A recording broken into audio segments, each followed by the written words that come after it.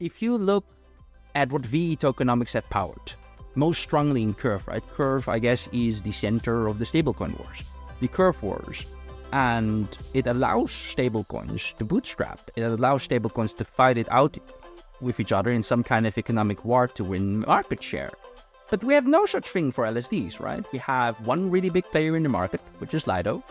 And we have a lot of other hopeful guys with different architecture and different fee structures trying to win market share. But there is no playground. There's nowhere for these guys to actually dunk it out with each other.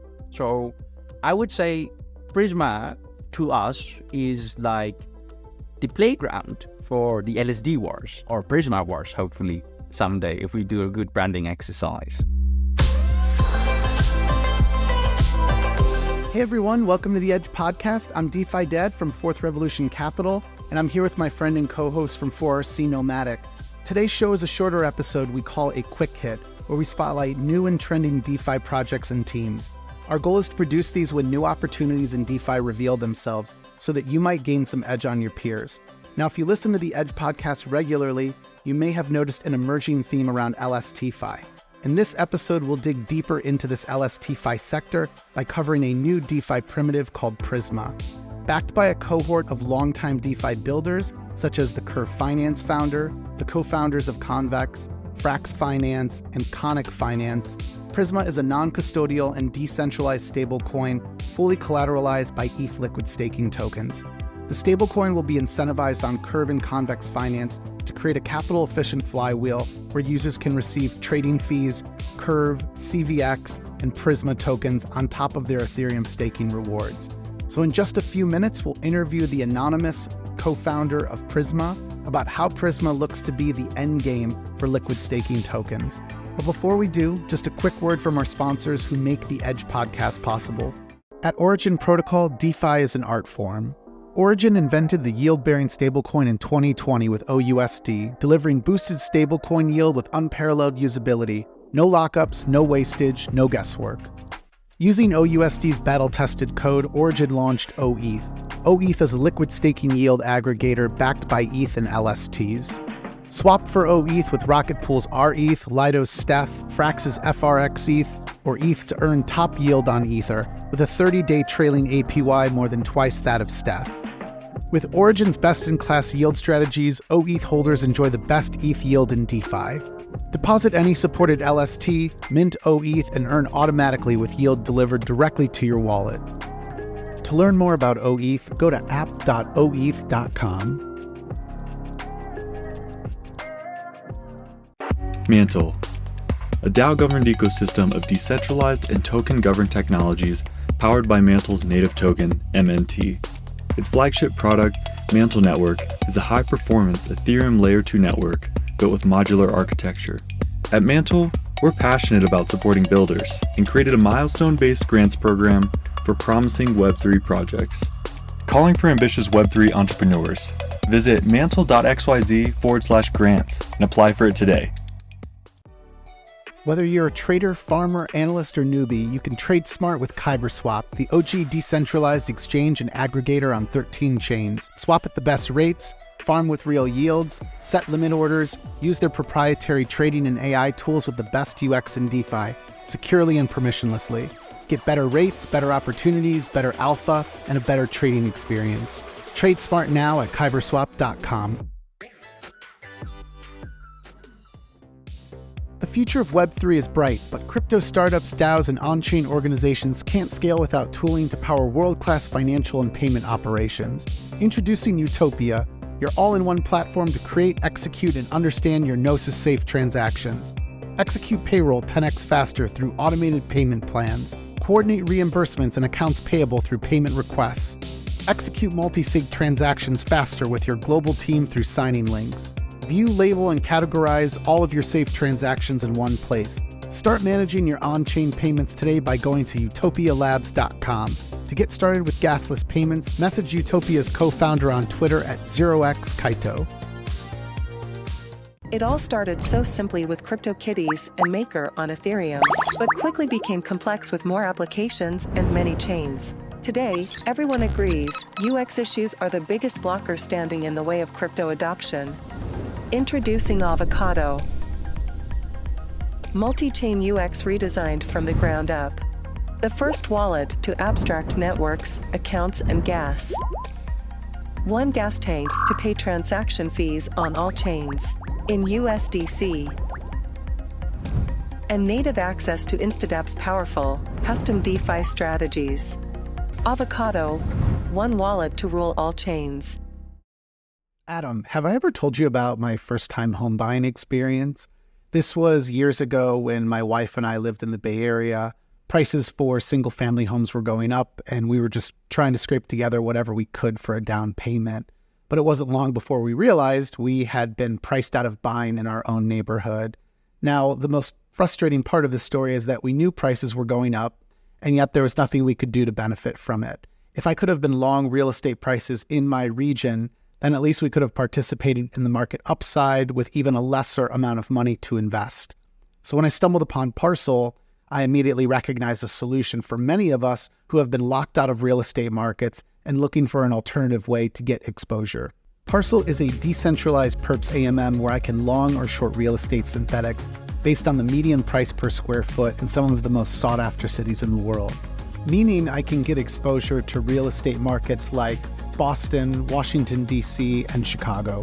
For example, if I had Parcel years ago and I was bullish on real estate prices in San Francisco, I could have longed Parcel's San Francisco index with a minimum of 1 USDC. Or if I had just bought a home and wanted to hedge against the price of our home crashing, I could have shorted the same real estate index. To learn more about Parcel, go to parcel.cc/edge.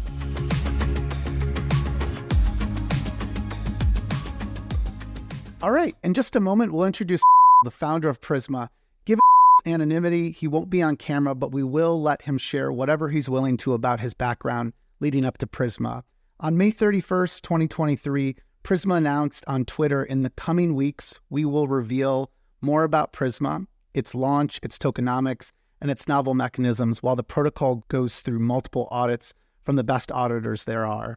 So we'll talk all about that and more today. Let's kick it off. Welcome to the Edge Podcast. How are you doing? Thank you for having me. I'm super good. I just want to put it on the record before we start. I'm not the only founder. I'm just a co-founder, core contributor, whatever you may call it. You're gracing me a little bit too much. You're making me much more special than I really am. But happy to be here. You're actually our second anonymous guest that we've had. We were privileged to have Seb from Gains Network join us a few months ago. And so we wanted to just allow you to share whatever it is you're comfortable sharing about your background and how you got into crypto. Would love to let you, just give some context as to like how and why you are in DeFi today. Sure. Hey, I've been in the space since like 2016. So, that's been like a good seven years or something now. Well, to be honest, I wasn't as active in the space as I was today. What I know now versus back then is very different, but I guess I would have been in DeFi since around 2019. I've been working full-time in the space since a little bit before that, was a core contributor in a pretty prominent layer 1. And yeah, got really, really excited about the idea of programmable money. And I would say DeFi is pretty much the final shape and form of that very idea. So was participating in governance, writing proposals left and right, been on a couple multi-sigs before, you name it. I guess if I start naming protocols and teams, I will incriminate myself. Like you said, I'm a little bit anonymous, maybe pseudonymous. I guess everyone we work with knows who I am, but I just don't advertise. I don't shout it from the rooftops. Going back then to Prisma, I want to set some context as to like why you started building this protocol. And so I'm thinking we should just talk about what needs solving for. So could you summarize, what do you think is wrong with the stable coins we already have, or where do you see opportunity for improvement? I find that an interesting way to phrase the question. What is wrong? Well, don't think there always has to be something wrong with one thing for you to build another thing, right? Just because we have pizza doesn't mean we should also have spaghetti. Horrible analogy, actually. But You get my drift. So I would say that we, as co-founders of the protocol, we're building it with ourselves as users in mind, right? We all participate in DeFi, we all hold LSTs, we all use CDP protocols. Now, I've mentioned CDP protocols and LSTs, but up until the Shanghai upgrade, there was no way for both of them to cross, right? Like if you had Ceph or RF, you could deposit on Curve, maybe farm some CVX, maybe farm some CRV, and that's about it. And in DeFi, the entire idea is kind of, right, you take one asset or you take $1, try to do more with it. So the logical evolution of trying to do more with $1 is finding more utility for it. And there were no CDP protocols supporting LSTs at the time. So we were like, okay, then it's time for us to build one. And so we can put our own assets to use as the first users of this protocol. So Prisma was birthed shortly before the Shanghai upgrade. The entire team was working in blue chip DeFi projects before that as well. And all stepped away to work on this full time. So we're a team of seven core contributors. Yeah, that's a little bit about Prisma, I guess. I think I should probably dive into what it really is, right? At the end of the day, as we've published as well, so Prisma is basically, in very shortly, a CDP protocol inspired by liquidity very strongly, taking only LSTs or LSD-related collateral, and with VE tokens, VE sauce, I say, bolted on top of it. I think I'm kind of not doing what it is justice with that, but for most users, they only care about that part. Now, there's a lot of cool technical stuff going on in the background, but I'm not going to bore you with that today. So yeah, I mean, we were looking around when we were building this, and we thought it sounded so simple that someone must have had built it.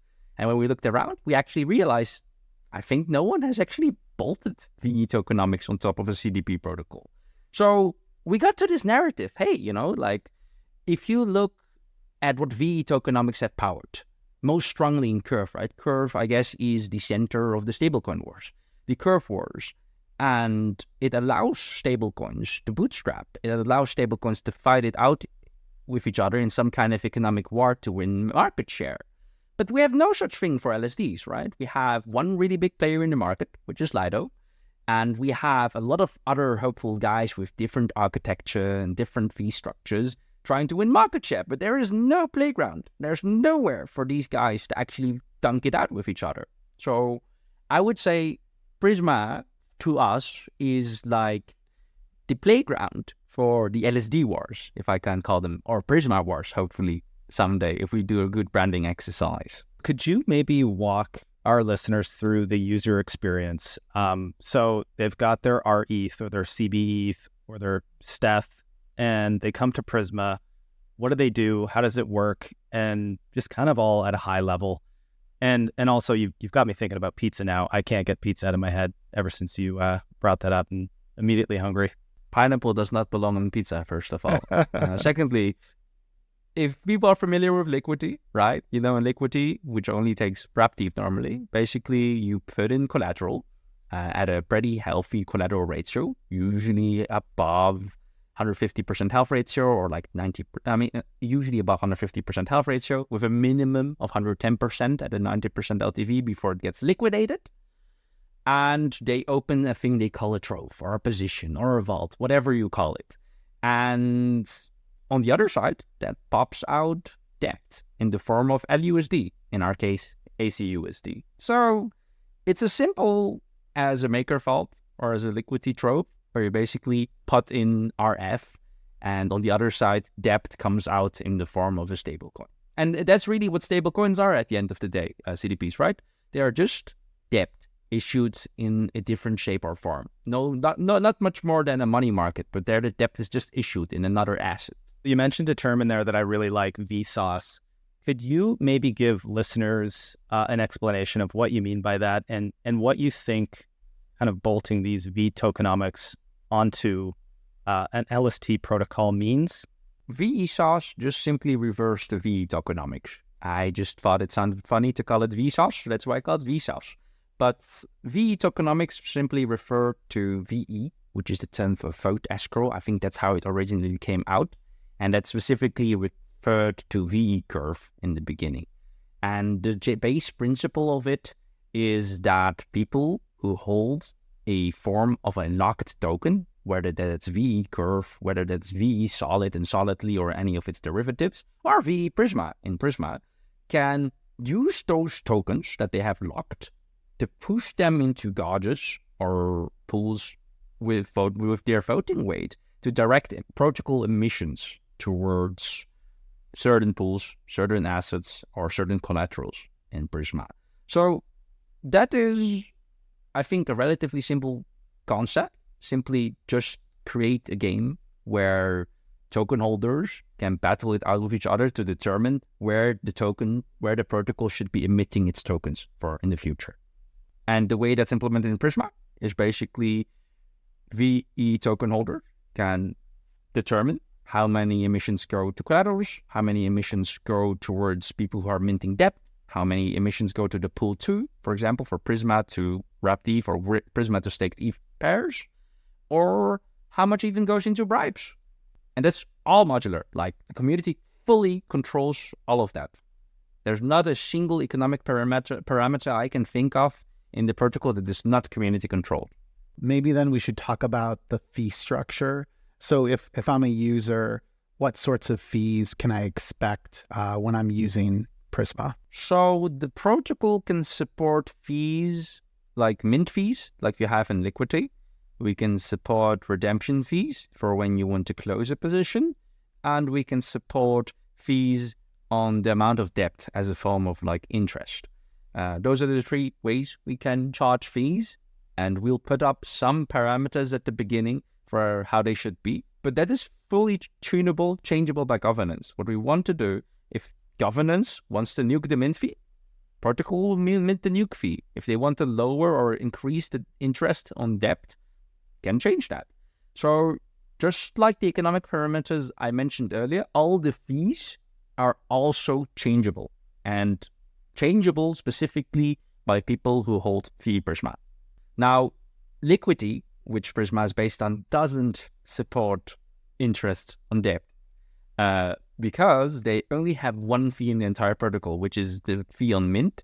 When you mint your LUSD position, afterwards you never pay fees again, which is beautiful in its own way, but doesn't really give much flexibility for if the holders want to monetize in a different way and for changing economic conditions when the market changes, for example.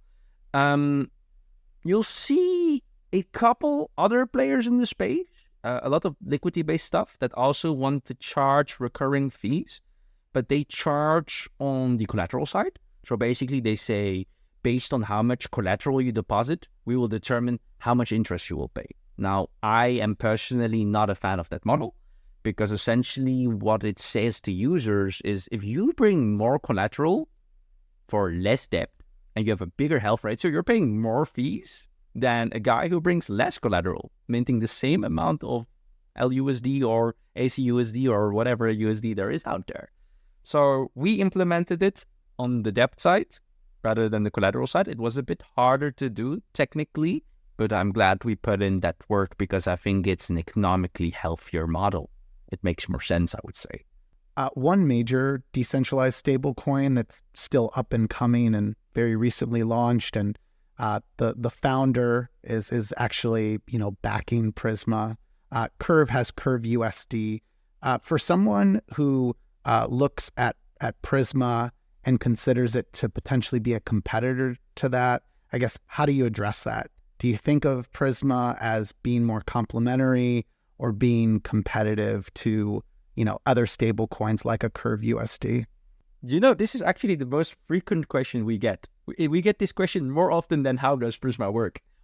Are you competing with CurvUSD? And why did Michael back Prisma? Why did he invest?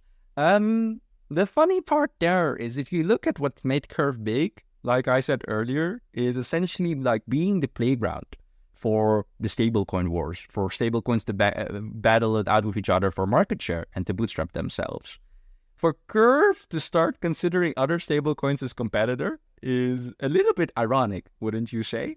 So I don't think there is a concern there. I think Michael and the Curve team, they are very much of the opinion the more stablecoins, the better, because that means more fees for Curve, more people bribing on Curve, more people buying the Curve to push emissions. So I am not worried about competing with them, and I think they are even less worried about competing with us. Now, let me go more into a general idea of like, why do we need another stablecoin? And I think that goes back to the question, like, there's no perfect protocols out there. Like, it's not like all the other stablecoins are bad, and it's not like all of them are perfect either. The thing is, different stablecoins have different models, different fee structures, different collaterals that they take, different risk frameworks, and therefore they target different users, right? So I think it's a pretty simple answer. Yes, there's going to be some overlap between like a crvUSD and this, but at the end of the day, at the outer end, they will target different users. And, crvUSD will support, I think, way more collaterals than Prisma will do. Prisma will be very LST focused, whereas crvUSD will be backed by a couple different things. Now, generally, that doesn't really matter when risk is isolated to individual assets, like it is, I think, in crvUSD and Prisma, when you have single faults. But perception is a scary thing, right? Because even if risk is isolated, depositors and users will always think like, oh my God, is this protocol going to be okay if one of the collaterals fail? And that's a reasonable concern, and it was a very reasonable concern in many protocols of the past. And it will always stay, that concern, and you will never get it out. And that concern can actually damage protocols. So even though I always call it rational irrationality, maybe that's a good term to describe it, if you get my drift. Can you go over the LST collaterals that you'll have available at launch? Sure. So at launch, the plan right now is to support five of the biggest LST assets in the space. That would be, of course, the king in the market, the big behemoth, Steph by Lido, wrapped Steph, not specifically Steph. Coinbase ETH, Binance Staked ETH, Rocket Pool ETH, and Frax ETH. And we've picked those five simply because that would be the biggest total addressable market. Frax also partially because Frax is a partner protocol who will be co-incentivizing with, who will be working with. And Lido, Rocket Pool, because they are the biggest decentralized players in the market. At a high level, I'd love for you just to quickly go over how liquidations work. Is there any notable changes you've made to what we know with liquidity? Well, liquidity obviously only supports wrapped ETH. So it's a pretty big change to start having to support multiple collaterals. That is not easy. Now, we're not the first ones to do it. There's a couple other liquidity forks, liquidity-inspired guys who have done multi-collateral stability pools. And I would think Yeti and Vesta probably come to mind. And there's a couple different approaches to that, right? Some approaches are basically, okay, for every single asset, there will be a separate stability pool with separate liquidity to eat up troves that they close for that stuff. And there's the idea that you basically put all the liquidity and everything into one single stability pool, and that one stability pool liquidates all kinds of troves and collaterals in the protocol. And we're like the latter, basically. So there's going to be one stability pool, and that stability pool is going to be taking care of liquidations of all those five assets and also future collaterals that will be added. So just a short, brief way how liquidity works. Basically, liquidity has something we call a stability pool. You put LUSD in there, and basically when a trove goes under the health ratio that pushes it to liquidation, trove gets closed, gets absorbed by the stability pool. Now, I probably want to add to that though, there is one particularly interesting thing about liquidity that some liquidity forks have nuked and way less liquidity forks have kept, which is, in my opinion, one of the most beautiful things about liquidity. So liquidity has something we call a recovery mode, which is essentially a function to protect the total system health of liquidity. So Basically, when the protocol goes under 150% health ratio systematically, it will say, okay, we enter recovery mode, and all positions which are under that health ratio will get closed and liquidated until we get to a health ratio above the point where we enter recovery mode, so that we ensure that the total system will never accrue bad debt. I think that's a really cool function, but that only works when you have the debt-based interest model that we have. If you charge interest on collateral, you cannot have recovery mode because you're incentivizing people to bring less collateral to run lower health ratio. So your protocol will always be near recovery mode, not collateral mode. Always be near recovery mode if you are perversely incentivizing people to run low health ratios. So there's a little cool thing that I think we do differently. I think Prisma sits economically a little bit closer to liquidity than some of the other liquidity plays, even though it's so technically different in the way it has been implemented. EtherFi is a fundamentally new kind of staking protocol for Ethereum. EtherFi is the only protocol that allows stakers to retain control of their keys while delegating staking, and allows others to build services on top of delegated staking infrastructure. What makes EtherFi different? EtherFi is the only staking protocol where stakers retain control of their keys, which means that even if the protocol gets attacked, or if the node operators get in trouble, you can always get your Ether back. EtherFi introduces a new fun way to stake called EtherFan, where you get rewarded the longer you stake. When you stake your Ether with EtherFi, you mint a provably rare NFT that you can use to earn membership points and get boosted staking rewards. Revenue from these services is shared between stakers and operators, which further boosts your staking rewards and node operator revenues. To learn more, go to ether.fi and ether.fan. Ethereum is fully decentralized, and Liquidity is a shining example of decentralization. Liquidity is a non-upgradable protocol where users can deposit their ETH and take out a loan interest-free. Users get their loans in LUSD, an unstoppable Ethereum native stablecoin that is solely backed by Ether. You can use Liquidity to buy real-world assets or to earn yield across 20-plus places in DeFi. More risk-tolerant users can also use the protocol to lever up on their ETH. With over 750 million worth of ETH locked into Liquidity's unstoppable contracts, get access to real DeFi. DeFi that's immutable, capital efficient, and fully decentralized. Learn more at liquidity.org. It looks like with the likes of the CoFounder and the Convex co-founders backing Prisma that we might anticipate that Curve and Convex would be launch partners to Prisma. And so I'm wondering, what can you share with our listeners about who are anticipated launch partners for Prisma, and how will those be integral to Prisma's success? First of all, I want to say I think partnership is one of the filthiest words in this industry. I don't want to use it. I'll probably use collaboration. So how can we collaborate with the people who invested into the DAO round of Prisma? Like, how will we find synergy? Now, I think I mentioned earlier about crvUSD. We don't consider them a competitor, and we would be interested on our end, and I think they are interested on their end as well, but I can't speak for them, to co-incentivize pools for both teams to push whatever God's they have in respective protocols to make nice things happen there. So that's a logical synergy for Curve. And I think more so as well, we've been talking about airdropping a part of Prisma to VE Curve holders, simply because we need them to whitelist the pool on Curve's factory, and we'll need them to bootstrap liquidity on ACUSD.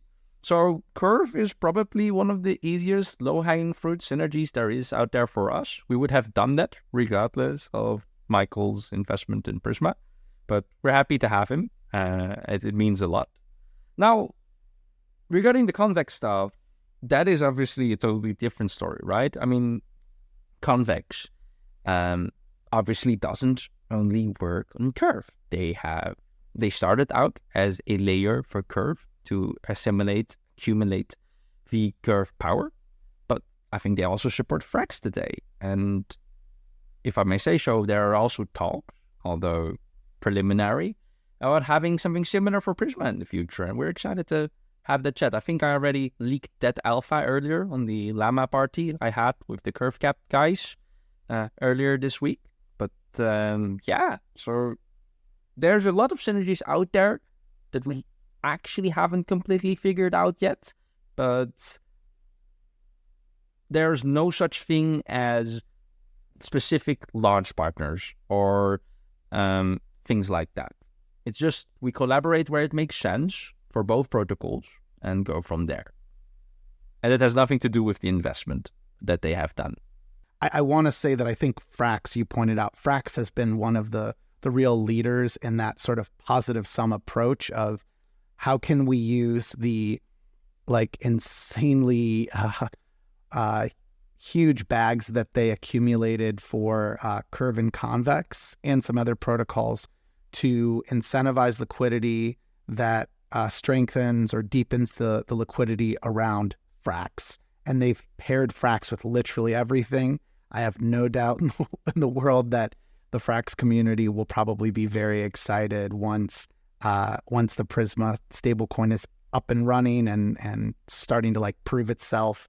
No doubt at all, there will be a Frax pool. I like that you bring up Frax. I mean, there's a couple kinds of DeFi teams in this space. I personally used to not be a fan of Frax's approach of working with everyone and anyone to push the adoption of Frax and, essentially not filtering as much as some other protocols may do. They're a completely economically rational actor, the protocol and Sam, and that's beautiful how they've done it. Because it's something I see, I'm not sure if you see it as well. When you go around DeFi teams, a lot of DeFi teams, the founders who still have a big influence in the protocol, they have an ego. Or they don't want to work with certain people for ideological reasons, and they'll cock it in governance or on Twitter. They'll talk bad about another protocol and people will vote against, for example. I think it would be good for Prisma to be a little bit more like Frax in that way, where the protocol would become an economically rational actor to work with any other protocol or individual who can push for adoption of Prisma, who can push for more liquidity, who can push for more fee generation. So the beauty of the protocol, I think, due to the nature of how community-owned it will be with the veTokenomics and so forth, is that ideally, any kind of ideological or egotistical narrative or motive that any core contributor has won't stop the protocol from being economically rational. But we also all have written on our whiteboards, we will work with anyone that is good for Prisma. You should put all your ego aside. I love that mindset. And yeah, I think Sam from Frax definitely embodies that. And it's good to see that Prisma's kind of approaching the landscape through a similar lens. One thing I wanted to bring up with you, in your mirror post, I see that Prisma's code base is completely immutable. Does that mean you won't be able to make changes? Do you have to get everything perfect at launch? What things can you still tune and tweak? And when I say you, I mean the DAO. What things are still able to be modified once that goes live? If we published that is completely immutable in Mirror, we have to fire the guy who wrote the Mirror article. That must have been an internal miscommunication as we published that. We need to amend that. It's very immutable, core contracts are immutable. We cannot touch your funds, not even behind the time, no fund touching. But economic parameters are tweakable, such as fees, how big the fees are, if there are fees at all, the LTV, stuff like that can be changed because you need to be able to change stuff like that, to add new collaterals and so forth. So the most important things for you guys will be immutable, and everything else the product needs to adapt to the market will be adaptable. So I've definitely saved one of the most burning questions for last. We got to talk about the Prisma token or whatever you're comfortable sharing at this point. So what can you tell us about the Prisma token and how it will function within the Prisma protocol? Prisma is the fuel that powers the entire protocol. You use it to direct emissions, like with the VE sauce. You use it to change economic parameters with governance. Depending on the size of your position in the Prisma, you will get boost. Depending on the size of your position in the pool 2, you'll get boost. So it will be used for boosted related stuff. It will be used for the economic parameter changes, and it will be used to direct emissions. So very similar to Curve and the derivatives of that as well. Will a Prisma token launch when the protocol launches? That is a very simple answer. Yes. There's no public sale or anything like that. There is no fugazi of special gated launches. It's DeFi classic in the sense that protocol goes live, token goes brr, and people will farm. That's kind of how it will go. Figuring out the airdrop stuff, like which DAOs and which protocols need to be aligned using the airdrop. But I think it will feel very much like DeFi summer or Prisma summer. I've heard you previously say that you can think of a protocol like Prisma as doing the work of onboarding more folks to liquid staked ETH. Can you just elaborate on what you mean by that? I think I can literally just name another protocol, competitors, quote unquote, who is doing that. If you look at Libra, which is another CDP protocol taking LST as collateral, they were basically taking Steph as collateral, Lido Steph. And what you saw there was that not all the users there were existing Steph holders. What you saw was they had this zap that allowed people to convert F or wrapped F to wrapped Steph. And what happened is they onboarded 8 digits. I don't know if it was 9 digit in there, but 8-digit figure numbers of users into Lido. Now, the beauty there is we should be doing that for all kinds of LSTs, and that's also what we're planning. So we're planning to have these apps to allow people to go from normal, vanilla, clean F towards LSTs. So it's not just LST Wars, but it's also about growing the LST space in general. And now, I say that, I want to preface, actually, 5 years ago, I was actually not a fan of LSTs. I thought they overloaded consensus. I thought layer 1 security and DeFi and programmable money had to stay separate. But if you look at it today, right, like the landscape has changed. And I think also the attitude of the community has changed quite a lot. And it is interesting, I guess, today to see how intertwined DeFi and the network, the Ethereum network itself are. You know, we've kind of accepted that as a given, right? Because if DeFi is f***ed in general, Ethereum's main use case is f***ed, then we're just generally pretty doomed. So today, right, like, why would you bother securing a network and not intertwining network security when there's nothing to protect if DeFi collapses anyways? But yeah, that's a bit more of a general thing. So this is probably a good place for us to wrap up, but I want to make sure that we share a bit more for folks who might want to get involved in Prisma or participate in the protocol. So what can you share about what's next in terms of the launch? Is there a date that you have in mind? And also, we know that Prisma is going to launch on ETH mainnet, but do you anticipate moving to L2s soon after that launch? Yeah, I mean, this is a great time for me to correct a mistake I made earlier this week on another AMA. So Prisma will be layer 0 enabled from the very get-go. I just didn't realize that because my team had not communicated that to me, and I blame them for it, actually, on Monday. But yeah, so there are plans to go to other chains, and that's going to be pretty cool. We'll be sharing more information on that. As for how people can get involved, I think just stay in touch with us on Discord, on Twitter. Reach out to us. We're super open to collaboration with people. Like I said, we're an economically rational actor as a protocol. So if it makes sense for Prisma, we will do it. And as for launch date, I guess that's the second most asked question after do we compete with crvUSD? Also a more asked question than what does Prisma do? So launch date will be after audit. And I can proudly say we did a little code freeze like last week, Monday, so that would be the week of the 12th of June. And that week we pushed the code to the auditors. So we're getting audited by Nomoy, Zelic, and mixed bytes. Although ZH is starting a little bit later than the other two. And once we pass that with flying colors, hopefully pass that with flying colors, if we haven't broken everything magically. And that would be great, by the way, because then the auditors would have found it instead of us testing in prod and the users having to find out.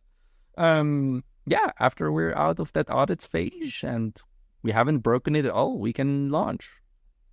And we want to launch sooner than later, right? But safety first, guys. Always use a rubber.